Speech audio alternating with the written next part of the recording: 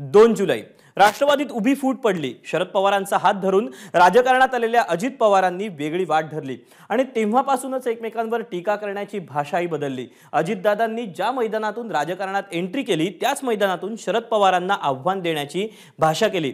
नेमकं काय म्हटलंय आपण जाणून घेऊया या स्पेशल रिपोर्टमधून। आता फक्त माझंच ऐकायचं, आम्ही म्हणू तेच खरं। राष्ट्रवादी काँग्रेस आमचीच आहे, अजित पवार गट नाही, राष्ट्रवादीच म्हणा। ज्यांचा हात पकडून अजितदादांनी राजकीय प्रवास सुरू केला, ज्या बारामतीतून अजितदादांचा राजकीय प्रवास सुरू झाला, त्याच बारामतीतून शरद पवारांवर अजितदादांनी निशाणा साधला। अजित पवारांनी थेट शरद पवारांनी वसंतदादांविरोधात केलेल्या बंडाची आठवण करून दिली। माझे विचार कायम अतिशय स्पष्ट असतात आणि मीच नाही, मी तर 60 वर्षाचा पार झाल्यावर घेतली। काहींनी तर त्यावेळेस 38व्या वर्षी घेतली। आपण पाठिंबा दिलाच की नाही? चव्हाण साहेबांचा विरोध होता, दादांना बाजूला केलं गेलं। वसंतदादा पण एक चांगलं नेतृत्व होतं, तरी देखील दादांना बाजूला केलं गेलं आणि जनता पक्षाला देऊन त्या पद्धतीचा निर्णय झाला। म्हणजे मागं कोणी निर्णय घेतले नाही असं नाही, मागं 40च्या आतच निर्णय घेतले। मी 60च्या पुढे निर्णय घेतला, त्याच्यावर तुम्ही तर मला समजून घेतलं पाहिजे। 1978 मध्ये वसंतदादा पाटलांच्या सरकारमध्ये शरद पवारांनी बंड केलं। यावेळी पवारांना 38 आमदारांचा पाठिंबा होता। शरद पवारांनी पाठिंबा काढल्यानं वसंतदादांचं सरकार पडलं। उलटचा प्रयोग करून शरद पवार मुख्यमंत्री झाले। तेव्हा पवारांनी वसंतदादांच्या पाठीत खंजीर खुपसल्याची टीका काँग्रेसमधल्या नेत्यांनीच केली। त्यामुळे 1978 पासूनच महाराष्ट्राच्या राजकारणात खंजीर हा शब्द रूढ झाला। आजपर्यंत वरिष्ठांचं ऐकलं, पण आता माझं ऐका असंही अजितदादा म्हणतात। अजित पवार गट नव्हे तर राष्ट्रवादीच म्हणा असंही दादांनी ठणकावून सांगितलंय। तुम्ही थोडासा दम धरा आणि आता इथून पुढे फक्त माझं ऐका, बाकी कुणाचं ऐकू नका। आता बाकीच्यांचं लय वर्ष ऐकले, आता माझं ऐका। मी तुम्हाला अक्षरशः असं काही करून दाखवतो, कारण प्रत्येकाला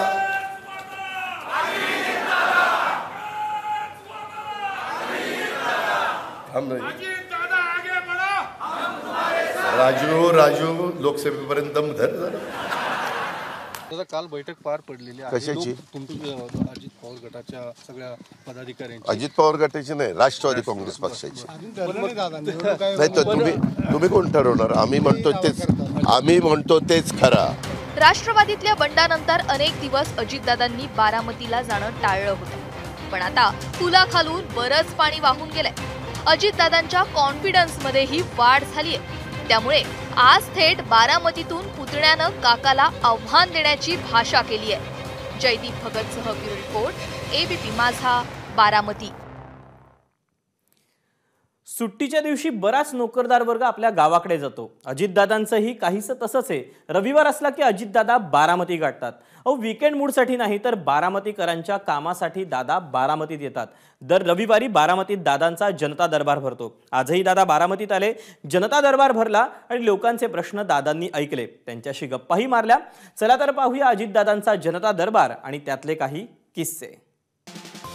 रविवार इतरांसाठी हा वार सुट्टीचा आहे, पण अजितदादांना या दिवशी वीक ऑफ नसतो बरं। अहो, रविवारी जनता दरबार असतो नाही का? रविवारची पहाट उजाडण्याआधीच दादा बारामती गाठतात। आज तर एक पट्ट्या सहयोग मधनं बाहेर पडलो मी 5:45 आणि तिथंच कागद घेऊन दादा। तोपर्यंत बाकीचा महाराष्ट्रातली बहुतेक सगळे आमदार झोपलेले असतील, पण आम्हाला दादा। जनतेचे प्रश्न ऐकण्यासाठी आणि सोडवण्यासाठीच तर असतो हा जनता दरबार।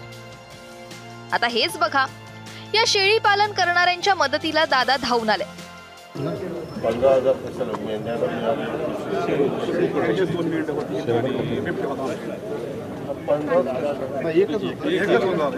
अहो 4च होत्या, 4च्या 4 लांडग्याने मारल्या। कुठे बाहेर काय आवाज नाही, कुत्रा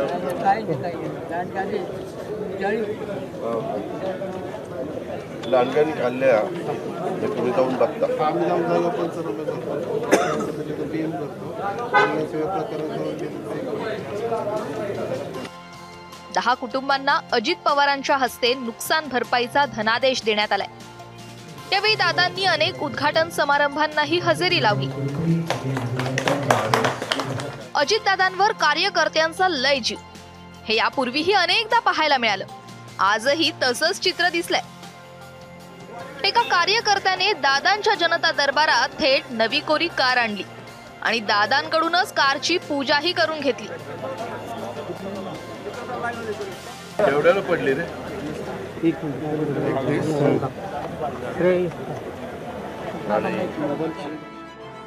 कुणी आपल्या तक्रारींचा पेपर दादांच्या हातात टेकवत होतं, तर कुणी लग्नाची निमंत्रण पत्रिका देत होतं. लोकांचे प्रश्न सोडवल्यानंतर दादा पुढच्या कार्यक्रमाला निघाले. हा कार्यक्रम होता सरपंचांच्या सत्काराचा.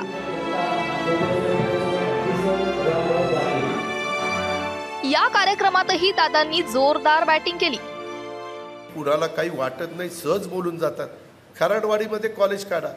खराडवाडी किती, कॉलेजला मुलं लागणार किती, आणणार कुठनं? मी म्हणलं कुठनं आणायची? तुम्हीच आणायची. म्हणलं आता म्हणलं वय झालं नाही तर मी आणलीच असती. त्याच्यामध्ये मित्रांनो, ह्या पद्धतीनं हे चालतं. मला कधी कधी आश्चर्य वाटतं. मी इतकं शांत डोकं ठेवून तिथं काम करत असतो. नको चिडायला नको तरी चिडायला लावतातच. दादांचा हा अंदाज यापूर्वीही अनेकदा पाहायला मिळालाय. खरं तर राष्ट्रवादीतील फुटीनंतर बराच काळ बारामतीत जनता दरबार भरला नव्हता. पण आता पुन्हा एकदा अजितदादा जोमाने कामाला लागल्या. आता दरबारातली हीच जनता दादांना साथ देते की साहेबांचा हात धरते हे येणाऱ्या निवडणुकीतच स्पष्ट होईल. जयदीप भगतसह ब्युरो रिपोर्ट, ABP माझा, बारामती. ABP माझा, उघडा डोळे बघा नीट.